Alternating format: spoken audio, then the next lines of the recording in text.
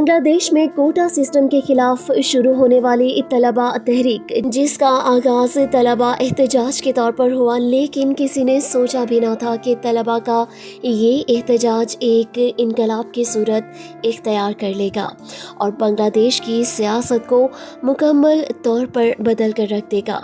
طلبہ کی اس تحریک نے نہ صرف کوٹا سسٹم کو چیلنج کیا بلکہ ملک میں ایک نئی سیاسی بیداری کو بھی جنم دیا۔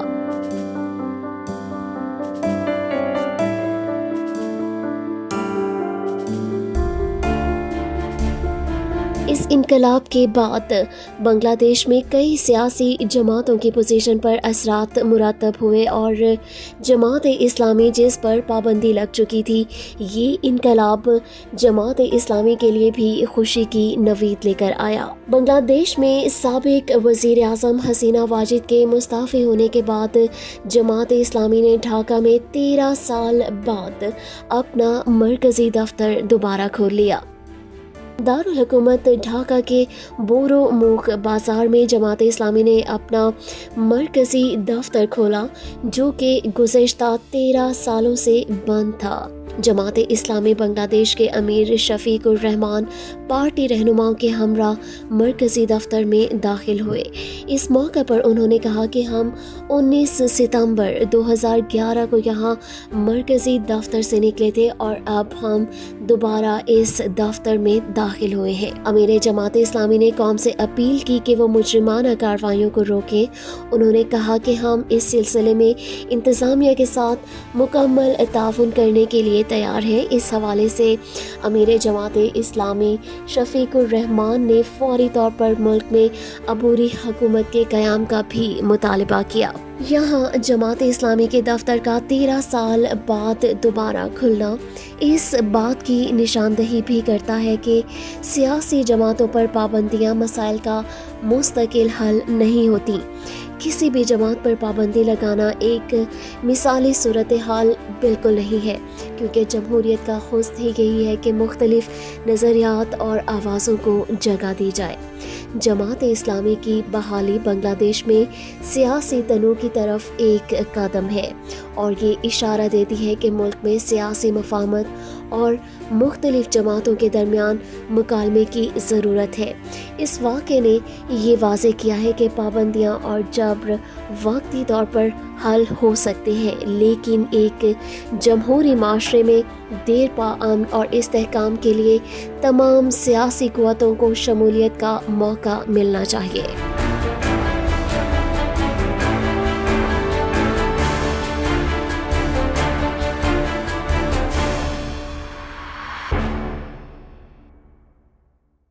بنگلہ دیش میں اس وقت طلبہ کی انقلابی تحریک کے بعد ہم دیکھ رہے ہیں کہ روز سیاسی منظرنامے کے اوپر تبدیلیاں ہو رہی ہیں، لیکن ایک حسینہ واجد عوامی لیگ کی سربراہ کے بنگلہ دیش کو چھوڑ کر انڈیا جانے کے بعد جو سب سے بڑی ڈیولپمنٹ اس وقت ہم دیکھ رہے ہیں وہ ہے جماعت اسلامی کے دفاتر کا 13 سال کے بعد سے دوبارہ سے کھل جانا۔ ہم نے دیکھا کہ حسینہ واجد کے جانے کے بعد عوام نے جو سب سے بڑی ایک تبدیلی ہمیں دکھائی وہ یہ تھی کہ جماعت اسلامی کے دفاتر کو عوام نے کھولنا شروع کیا، اور جہاں اپوزیشن رہنماؤں کی رہائی کا سلسلہ شروع ہوا، اس کے ساتھ ہی جماعت اسلامی کے ان رہنماؤں کو جن کے بارے میں بہت سے ایسے رہنما جو جیلیں کاٹ رہے تھے اور ان کے زندہ ہونے کا بھی بالکل علم نہیں تھا، جیسے غیر ملکی میڈیا کے مطابق اگر میں بات احمد بن قاسم کی کروں، جن کی رہائی 8 سال کے بعد ہوئی ہے اور ان کے بارے میں کہا جا رہا تھا کہ ان کی غائبانہ نماز جنازہ بھی ادا کر دی گئی ہے اور ان کو بھی 8 سال کے بعد رہائی ملی۔ اسی تناظر میں بنگلہ دیش کے اندر حسینہ واجد کی حکومت کے دوران جس جماعت نے سب سے زیادہ ٹف برا وقت دیکھا وہ تھا جماعت اسلامی، کیونکہ کسی بھی جماعت کا جمہوری اور آئینی حق ہے کہ وہ آئین کے اصولوں کے مطابق اپنے جمہوری کردار کو ادا کرے۔ اسی حوالے سے آج ہم اپنے پروگرام کو 2 حصوں میں تقسیم کرتے ہوئے پہلے حصے میں بات کریں گے جماعت اسلامی کے دوبارہ دفاتر کا کھلنا، بنگلہ دیش میں دوبارہ سے کام کا شروع ہونا، اور دوسرے حصے میں ہم بات کریں گے جماعت اسلامی کے دھرنے کے حوالے سے۔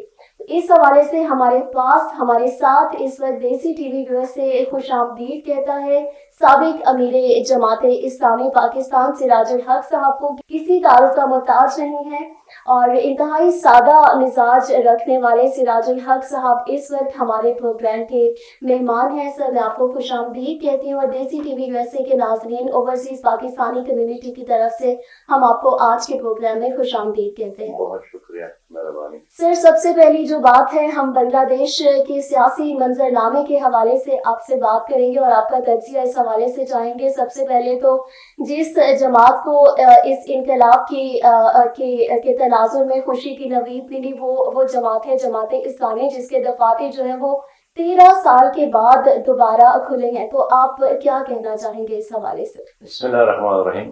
بہت خوشی کی بات ہے کہ آج بنگلہ دیش میں نہ صرف جماعت اسلامی بلکہ تمام سیاسی جماعتوں کو کام کرنے کے لیے آزادی ملی ہے اور جماعت اسلامی سمیت دوسری سیاسی جماعتوں کے قائدین جنہوں نے سال ہا سال جیلوں میں گزاری ہے وہ بھی رہا ہو گئے.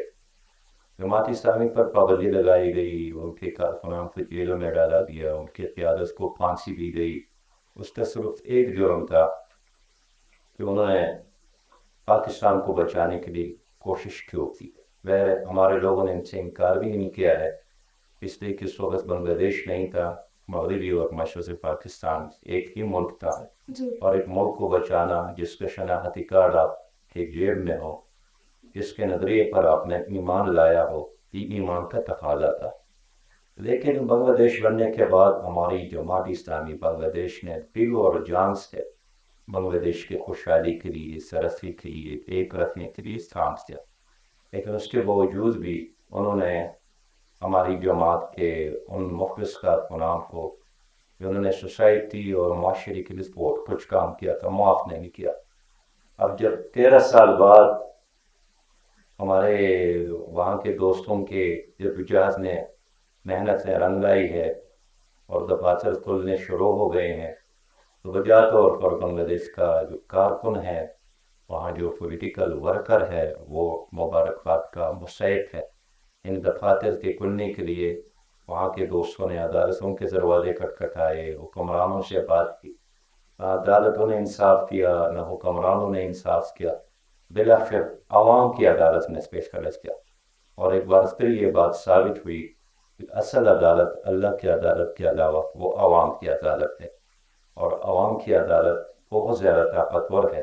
یہی وجہ ہے کہ آج بنگلہ دیش میں 8 سال اور 13 سالوں سے جیلوں میں پڑے ہوئی کارکنانوں کی قیادت رہا ہوئی ہے. بالکل آپ نے دیکھا کہ خالدہ ضیاء کو بھی رہا کر دیا گیا ہے اور انہوں نے بھی بڑی ایک اچھی مثبت تقریر جو ہے کی ہے اپوزیشن رہنماؤں کے حوالے سے اور اوور آل جنرلی. آپ اس تناظر میں طلبہ کی تحریک کو کس نگاہ سے دیکھتے ہیں؟ آپ کا کیا اس حوالے سے تاثرات ہیں؟ دیکھیے بنیادی طور پر وہاں اس میں اب ایک شک نہیں ہے کہ بنگلہ دیش کی حکومت نے اپنے ملک پر معاشی ترقی کی تھی، ان کے فگرز بہت اچھے آ رہے ہیں، لیکن حالات نے ثابت کیا صرف معاشی ترقی اصل ترقی نہیں ہے. جب تک سیاسی ترقی نہ ہو، جب تک اخلاقی ترقی نہ ہو، جب تک سوسائٹی ترقی نہ کرے تو صرف فگرز آگے بڑھنا پیچھے ہٹنا یہ کوئی معنی نہیں رکھتا ہے. تو طلبہ نے استحصال کے خلاف جدوجہد کی، اس لیے بیشتر مجموعی یوتھ کا استحصال حکومت کر رہی تھی اور 1971 کے بعد ایک خاص کوٹا سسٹم کے تحت عوام کے ساتھ، طلبہ کے ساتھ، یوتھ کے ساتھ جو زیادتی ہوئی ہے، بالآخر ان کا پیمانہ صبر لبریز ہو گیا. انہوں نے بہت برداشت کیا لیکن ان کو بالآخر آنا پڑا چوک اور چوراہوں میں اور احتجاج شروع ہوا. خود بنگلہ دیش کی حکومت کو یہ اندازہ نہیں تھا کہ یہ شنگاری ایک ایسا آگ بن جائے گی جس میں ان کی حکومت اور ان کی ماضی اور ان کا آج جل جائے گا. لیکن بہرحال طلبہ کی تحریک نے رنگ لایا اور آج پسینہ واجد ملک چھوڑنے پر مجبور ہو گئی ہے. بالکل سر آپ نے بالکل صحیح کہا کیونکہ جیسے ہی یہ تحریک کا آغاز ہوا تھا اس وقت طلبہ کے مطالبات بڑے سادہ تھے اور وہ کوٹا سسٹم کا جو عدالت کی طرف سے جو آیا تھا فیصلہ آیا تھا وہ اس کے وہ چاہ رہے تھے کہ اس کے اندر تھوڑی سی امینڈمنٹ کی جائے، اس کو بدلا جائے، چینج کیا جائے اور میرج کی بنیاد کے اوپر نوکریوں کی جو ہے وہ تقسیم ہو. لیکن آپ نے وجہ طور پر صحیح فرمایا کہ کسی کو بھی شاید اس بات کا اندازہ نہیں تھا، اور یہ سب ڈیولپمنٹ بڑی تیزی کے ساتھ ہوئی. اور جب حسینہ واجد کا جو وہ بیان تھا جس میں انہوں نے طلبا کو رضاکار کہا، تو اس کے بعد سے شاید ایک تحریک میں جو تھی وہ آگ پکڑ لی. اور آپ یہاں پر میں آپ سے اس حوالے سے بات کرنا چاہوں گی کہ جیسے ہی ہم نے دیکھا کہ حسینہ واجد صاحبہ جب ہندوستان گئے، تو ان کے جانے کے بعد کافی زیادہ جو عوام کے اندر ایک غم و غصہ کی لہر جو دوڑی تھی، بیکاز بہت سارے لوگ جو تھے ان کی ڈیتھس ہوئیں اور کافی انوسینٹ کلنگس بھی ہوئیں. اور اسی دوران ہم نے دیکھا کہ جو شیخ مجیب الرحمان صاحب کے جو بت بنے ہوئے تھے، جو مجسمے تھے بڑے بڑے، کہ ہماری شاید عوام کی ہر جگہ پر ہی شاید ایسا ہے کہ ہم بت بناتے ہیں، ان کو پوجتے ہیں اور یہ سارا کچھ کرتے ہیں کرداروں کی، شخصیت کے.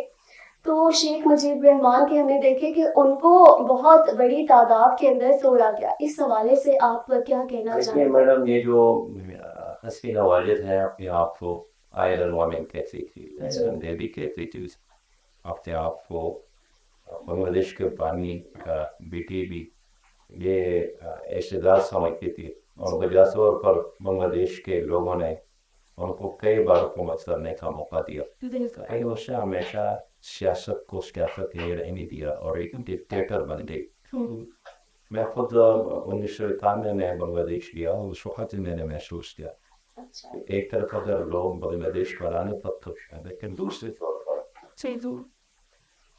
بنگلہ دیش کے مارکیٹس پر، ان کے تجارت پر، ان کے دوروں پر جس پر انڈیا نے کنٹرول حاصل کیا ہے، اس سے وہ ناخوش تھے.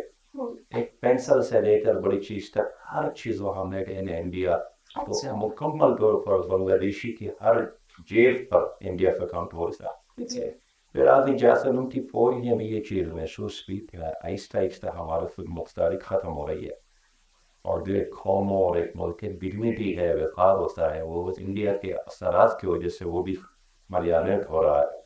تبھی قوم نے جو اس احتجاج کا اعلان کیا، میرے خیال میں وہاں کی فوج نے بھی اس کے ساتھ نرمی کا برتاؤ کیا، اور انہوں نے ماضی کی طرح بنگلہ دیش کی موجودہ حکومت حسینہ واجد کی حکومت کو بچانے کی کوشش نہیں کی. انہوں نے عوام پر گولی چلانی، ان کا حکم مانا.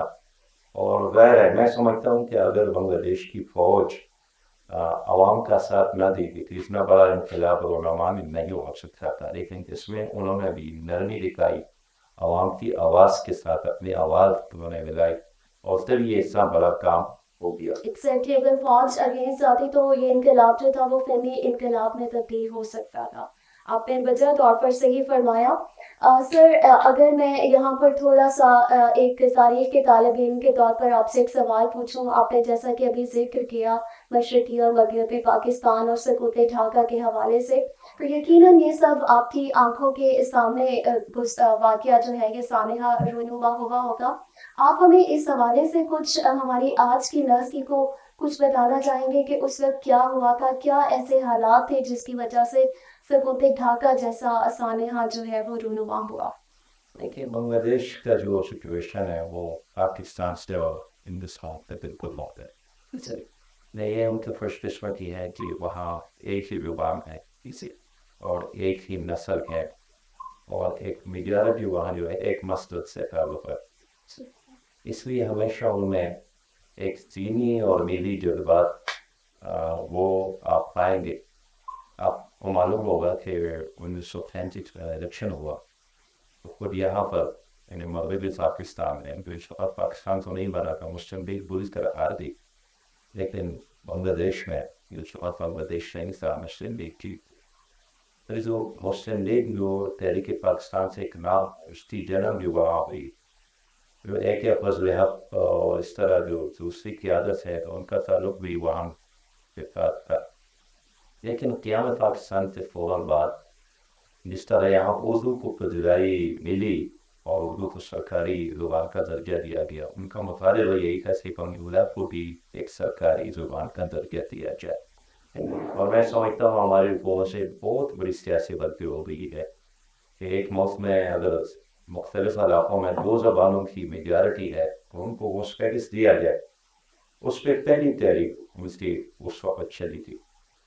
پھر ہم دیکھتے ہیں کہ خود جو مغربی پاکستان کا انتظامیہ ہے، بیوروکریسی ہے یا ملٹری بیوروکریسی ہے، دونوں نے مل کر بنگلہ دیش کے لوگوں کے ساتھ انصاف لینے سے انہیں ان کے خط پر بات کرتے تھے، ان کے سینے کی چوڑائی پر بات کرتے تھے، ان کو فوج میں نہیں لیتے تھے، ان کو وفاق محکموں میں اہم جگہوں پر رکھنا وہ گوارا نہیں کرتے تھے، ہر ایک فوج سمجھتے تھے.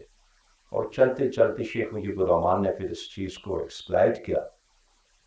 پھر یہ بھی ہم دیکھتے ہیں کہ 1970 کے الیکشن میں سچی بات یہ ہے کہ بنگلہ دیش شیخ مجیب الرحمان کو اکثریت ملی. تو پھر سے وہ کیا وجہ تھی، کن وجوہات کی بنا پر؟ ظاہر بات ہے، اگر میں آج بھی یہ سمجھتا ہوں کہ اگر مغربی پاکستان کے لوگ اس وقت کی خاص کر جو فوجی جنتا کا جو یہاں پر تھا اس کو اقتدار دیتی تو شیخ مجیب الرحمان کو کیا پڑی تھی کہ وہ بنگلہ دیش بنا سکے. لیکن انہوں نے ان کی میجارٹی کو تسلیم نہیں. جہاں ذوالفقار بھٹو نے یہاں سے اعلان کیا کہ جو انہوں نے ڈھاکہ میں اجلاس بلایا تھا قومی اسمبلی کا کہ جو وہاں پر جائے گا واپس نہیں آئے، ہم ان کے پاؤں توڑیں گے. اور یہی وجہ ہے کہ یہاں جو لوگ قومی اسمبلی کے ممبران وہاں جانا چاہتے تھے اجلاس کو وہاں نہیں جانے دیا گیا. تو عجیب مسئلہ یہی ہے کہ شیخ مجیب الرحمان کو یہاں بلا کر یہاں گرفتار کیا گیا. اس سے وہاں جس طرح بالکل آپ ایک لاوا تھا جو پک گیا تھا اور لوگوں کا جو پیمانہ صبر تو لبریز ہو گیا تھا. اور اگر آپ ان تمام واقعات پر نظر ڈالیں تو یوں لگتا ہے کہ خود مغربی پاکستان سے اس وقت ان لوگوں سے وسیع میں نے ٹریل کیا تھا کہ ہم نے اس کو علیحدہ کرنا ہے. اور یہی وجہ ہے کہ پیپلز پارٹی نے اس وقت یعنی شیخ مجیب الرحمان کی اکثریت کو قبول نہیں کیا. اس سے کہ میجارٹی تو ان کی تھی اور پیپلز پارٹی تو یہاں پاکستان سطح پر اقلیت میں تھی.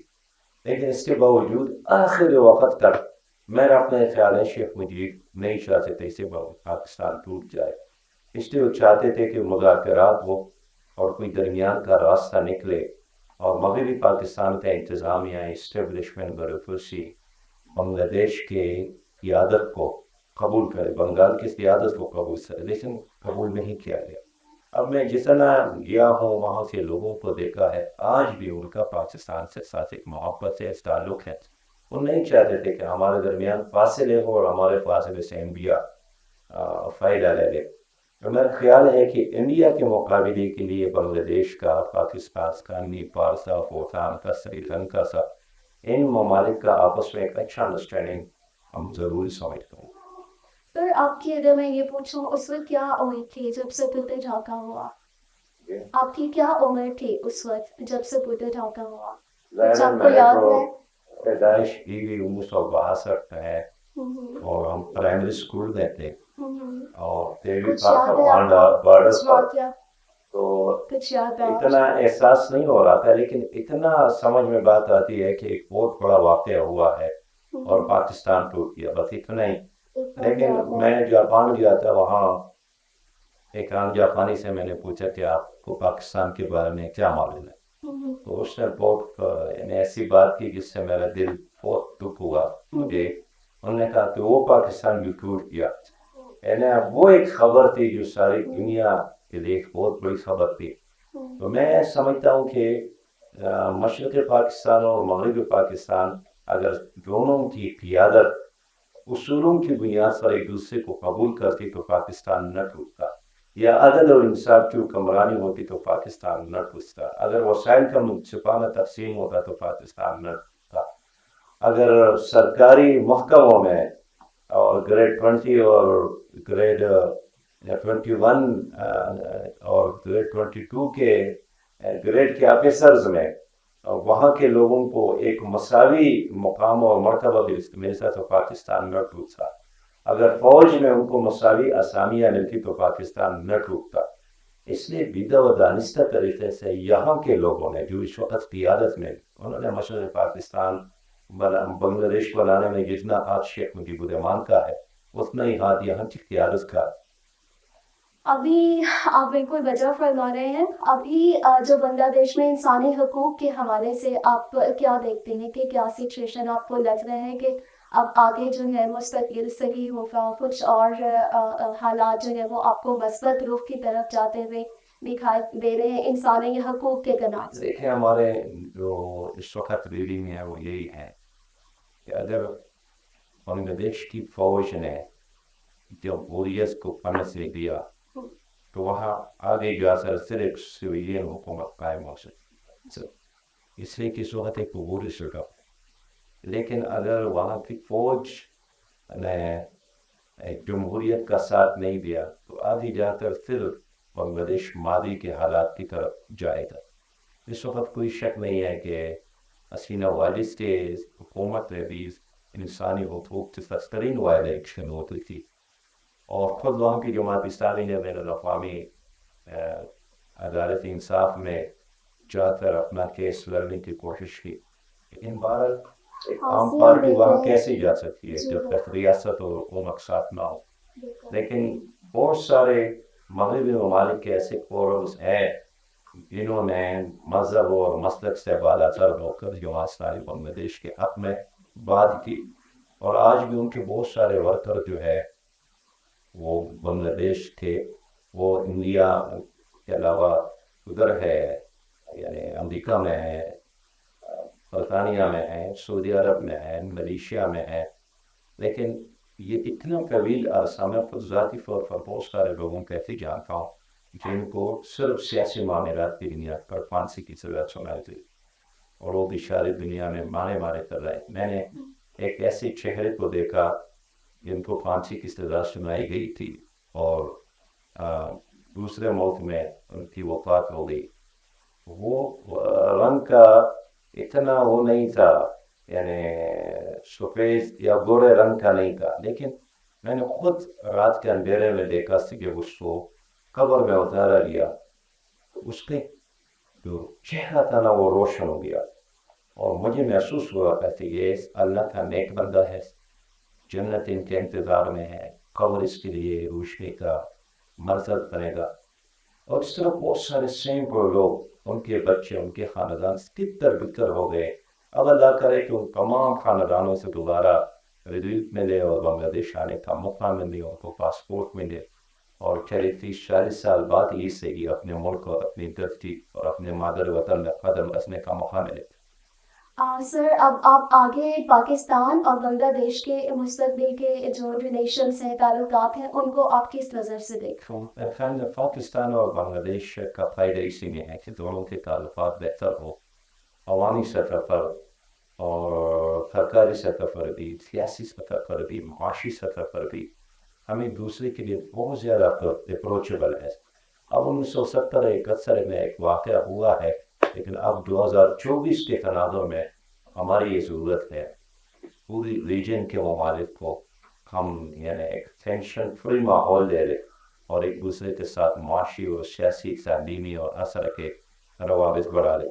سر, یہاں میں آپ سے آخری سوال بنگلہ دیش کے حوالے سے یہ پوچھوں گی کہ اس وقت جو وہاں پر ڈیولپمنٹس ہوئے, جو حالات تبدیل ہوئے, ڈفرینٹ کانسپریسی تھیریز پہ ہم نے پڑھی کہ آ رہی تھی انٹرنیشنلی بھی, تو اس حوالے سے آپ بین الاقوامی اگر نقطہ نظر کے حوالے سے ہم سیاسی منظر نامے کے حوالے سے جو تبدیلیاں ہو رہی ہیں, اور اس حوالے سے امریکہ کا اور ہندوستان کی بھی اس حوالے سے کافی کانسپریسی تھیریز جو ہے کہ میڈیا کی طرف سے بھی بتائی گئی, اور کوریج کے اندر بھی بہت ساری باتیں جو کی گئی, تو اس حوالے سے آپ کچھ اپنا انالیسس یہاں پر ایڈ آن کرنا چاہیں گے؟ دیکھیں, ایک تو ڈاکٹر یونس اس وقت جو نگران حکمران بنے ہیں, بہت زیادہ اقداماتی نوزانشور کے اندیدار سے, اور میرا خیال ہے کہ وہ بنیادی انسانی حقوق کا احترام جمہوریت سے باہری اور دوبارہ آپ سے ملک کو ترقی کے راستے پر گامزن کریں گے.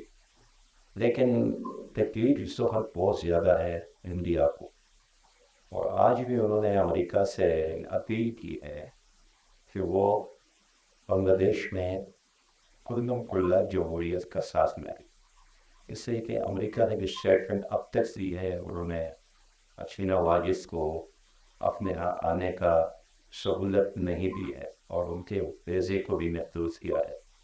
اس پر انڈیا سے حکومت نے اور عجیب بات کی ہے کہ اگر امریکہ نے اس طرح جمہوریت کا ساتھ دیا تو بنگلہ دیش میں اسلام پسند آ سکتے ہیں. اور اس کا مطلب یہی ہے کہ خود انڈیا بھی جمہوریت کی بات کرتی ہے، وہ بھی کر سکتے ہیں، وہ بھی ایک دھوکہ ہے. وہ بھی اپنے مفادات کو دیکھتے ہیں، جمہوریت اور عوام سے مفادات کو نہیں دیکھتے ہیں.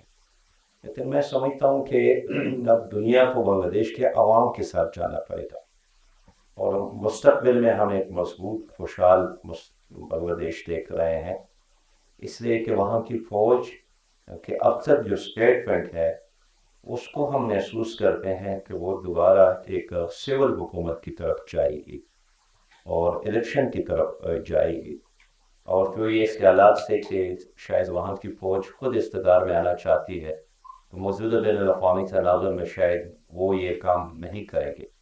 ہمارے لیے فائدہ مند راستہ یہی ہے کہ بنگلہ دیش میں امن قائم ہو جائے اور تمام جمہوری پارٹیوں کو کام کرنے کے مواقع دیے جائے. بالکل صحیح، آپ نے بڑی ایک مثبت سوچ کے ساتھ یہ بات کی، اور میں آپ کی یہ بات کو آگے لے کر یہاں پر ایک ایڈ آن کرنا چاہوں گی، یہ کہنا چاہوں گی کہ انڈیا اور پاکستان الگ تو ہو گئے، لیکن اگر ہم ریالٹی کے اوپر جائیں، گراؤنڈ ریالٹیز میں دیکھیں تو ہندوستان اور پاکستان ابھی بھی بہت سارے چیلنجز سے نمٹ رہے ہیں، جس میں غربت، تعلیم اور بہت سے مسائل جو ہیں وہ سر فہرست ہے.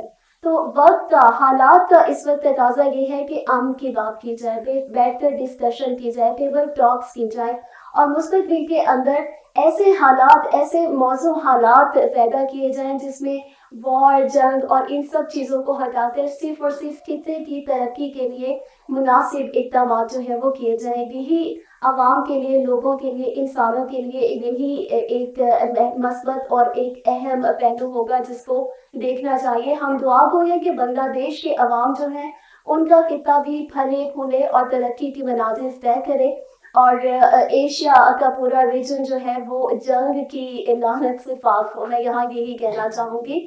اور اسلام ایک امن پسند دین ہے اور امن ہی کی بات کرتا ہے. سراج الحق صاحب اس وقت ہمارے ساتھ موجود ہیں. ہم نے بنگلہ دیش کے ٹاپک کے اوپر ان سے بڑی سیر حاصل گفتگو کی ہے، اور انہوں نے بہت سے سوالات کا بہت خوبصورت انداز میں معلومات کے ساتھ ہمیں جواب دیا ہے.